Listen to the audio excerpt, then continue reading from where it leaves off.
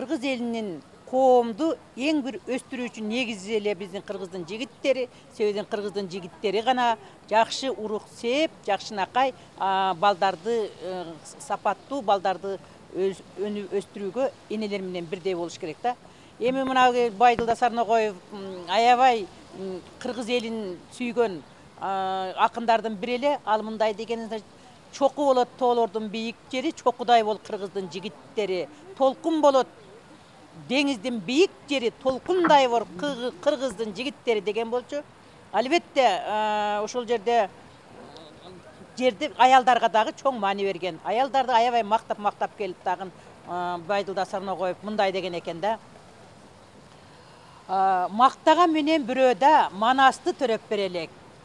Көп болгон менен энелер кожомкул төрөп берелек деп жазган ырларын көрүп алып туруп, мен ошого аялдар айыптуу деп пародия жазганмын да. Ошондо мен мындай деп жаздым эле: кыргыз деп аты угулган, кылымдан кыйын элелек, кыйла бир баатыр энеден кожомкул төрөп берелек. Эр аттуу көп бирөөдө элита урук эгелек. Манас деп ураан чакырган маанайы бийик элелек. Майдаланып энелер манасты төрөп берелек. Мактанган эркек бирөөдө майнаптуу үрөөн эгелек.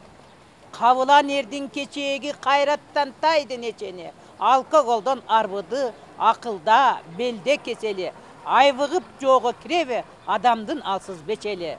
Акылман атты төрөөнү, аялдан акын көрөбү? Ергежел болуп арактан, эркектин ачты өнөрү. Айтсак сөздү адилет, арпексе буудай өнөбү.